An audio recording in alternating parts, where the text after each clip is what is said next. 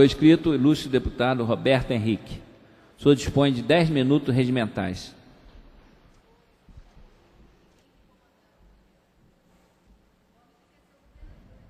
Boa tarde, caríssimo presidente Dr. José Luiz Nance, colegas deputados e deputadas, servidores da casa, povo do estado do Rio de Janeiro que nos acompanha pela TV Aleste. O deputado Conte Bittencourt faz um chamamento importantíssimo desta tribuna há minutos atrás, alertando ao governo do estado, aos municípios do estado do Rio de Janeiro, sobre já a quantidade pluviométrica que vem se precipitando em diversos pontos do nosso estado do Rio de Janeiro. Importante esse chamamento e importante também a reflexão que foi feita acerca da demora no sentido de implementação de obras estruturantes para a garantia de um preceito constitucional que está lá de forma clara, inequívoca, na Constituição desse país, que é o direito à vida. Eu, particularmente, senhor presidente, vejo que essa situação da região serrana, como situação de outras regiões do nosso estado, elas ficam prisioneiras. E aí eu quero aqui dar razão também ao vice-governador Pezão, prisioneiras da burocracia, da excessiva burocracia no que tange à delinquência latente do Estado brasileiro. Sejam essas impertinências burocráticas que já lá no século XVII o padre Antônio Vieira falava sobre elas como algo pernicioso dentro da rotina da vida pública. Então essa impertinência burocrática, ela tão mal faz às pessoas, porque se renuncia à pessoa e elege como ente e sujeito principal a burocracia. Vejam bem, as licenças ambientais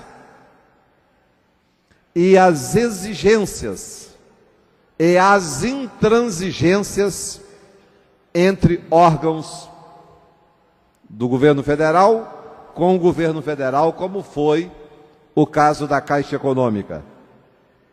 Mas a intransigência, e às vezes chega também a indiferença, porque existe outro mal que repousa tanto no governo da União, como no governo dos estados, como também dos municípios.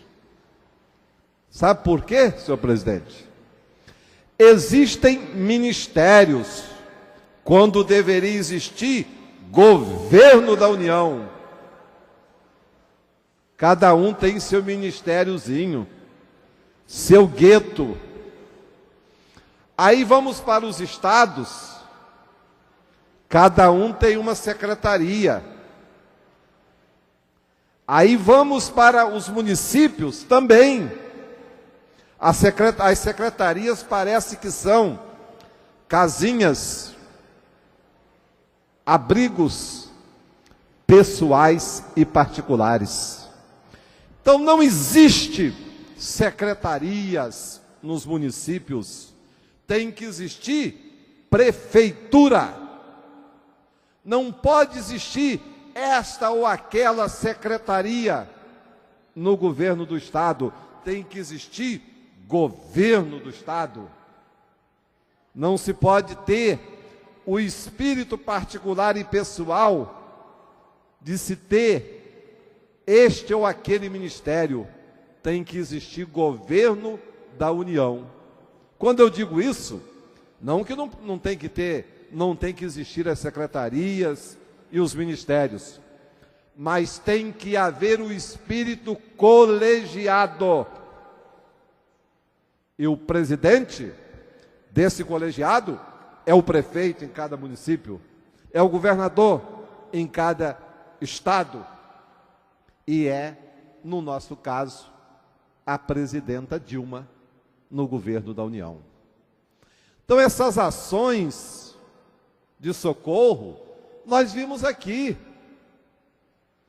Quando houve aquele triste acidente lá na região serrana, bem como houve lá na nossa região, no norte e no noroeste fluminense, fruto das cheias dos rios Pomba e Muriaé, que atingem o noroeste do estado, desaguam no rio Paraíba e atingem São Fidélis, Campos, Itaucara, São João da Barra, São Francisco do Itabapoana.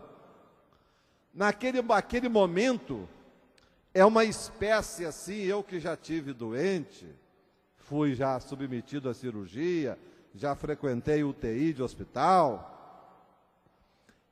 eu via no hospital o que acontecia. Quando estava lá no hospital, aquela porção de gente visitando os doentes. Mas daí a pouco, se a doença perdura por mais tempo, fica ali um ou dois heróis ou heroínas ao lado do doente. O senhor é médico, sabe disso.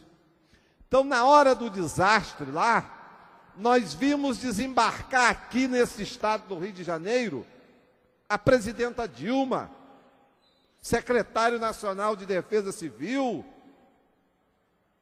Eles vieram aqui para cumprir, senhor presidente, uma agenda de mídia nacional.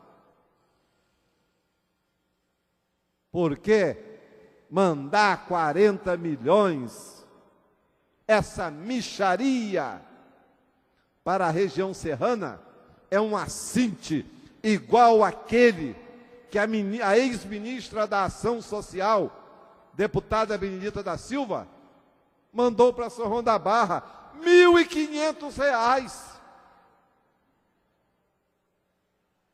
Um assinte. Aí eu quero aqui defender o vice-governador Pezão, atencioso, presente lá na região serrana, presente lá na região norte e noroeste fluminense. Talvez o que falta, aí vai uma crítica minha ao governador Pezão, é que às vezes ele é essencialmente cortês, excessivamente cortês e bonzinho.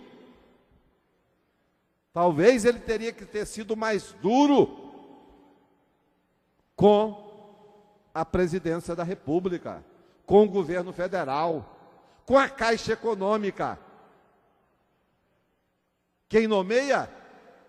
Ato privativo da presidência da República, que nomeia presidência da Caixa, que nomeia ministro do Meio Ambiente, secretário nacional de Segurança, secretário nacional de Defesa Civil e por aí afora. Ato privativo. Portanto, a presidência da República tem que ter um plano nacional de defesa civil e não estar apenas nos momentos de desgraças desta ou daquela região. Então, senhor presidente, eu quero aqui concordar plenamente com o chamamento do deputado Conte Bittencourt e, ao mesmo tempo, fazer a defesa aqui, como fiz, do presente vice-governador do Estado, Fernando Pezão, que sempre, eu sou testemunha disso, eu fui vice-prefeito, estive prefeito, e ele sempre era uma das primeiras pessoas que chegava ao meu município em Campos dos Goytacazes. E só para finalizar agora, dizer da necessidade das obras estruturantes. Governo federal e os consórcios interestaduais, de forma holística e pontual, forma, portanto, de global no mapa brasileiro e pontual nas regiões e municípios, intervenções que possam evitar esses desastres que têm vitimado tantos irmãos nossos por esse país afora. E dizer, presidente, que, para encerrar mesmo, e desculpa por estar atravessando o meu tempo, queria dizer que deu muita repercussão lá em Campos, ao longo desse final de semana, porque eu passo sexta, sábado, domingo e segunda lá em Campos. Chego sexta à noite em Campos, portanto fico sábado, domingo e segunda por lá. Repercussão, o requerimento que entrei junto à Comissão Permanente de Transportes desta casa, pedindo a realização de uma audiência pública, convocando as autoridades dos transportes concedidos e convocando a empresa 1001, que faz o atendimento em diversas linhas do estado do Rio de Janeiro, mais densamente na região dos Lagos e na região de Campos do Norte e do Noroeste Fluminense. Eu tenho certeza, o presidente Marcelo Simão, eu peço a ele em caráter de urgência, porque as reclamações sobre o preço da 1001 já são antigos, da segurança, bem como os rotineiros acidentes que têm acontecido. Portanto, eu encho-me de esperança de que, sendo aprovada na Comissão de Transportes, realizaremos uma audiência pública exitosa para que aí esta empresa possa dar satisfação a esta casa e aos usuários acerca do seu atendimento lá em Campos, região norte, noroeste fluminense, Cabo Frio, Macaé, região dos Lagos e outras regiões por onde a 1001 passa transportando passageiros. Obrigado, desculpe ao senhor, desculpe à deputada Aspásia Camargo por eu ter excedido aqui ao tempo regulamentar. Muito obrigado.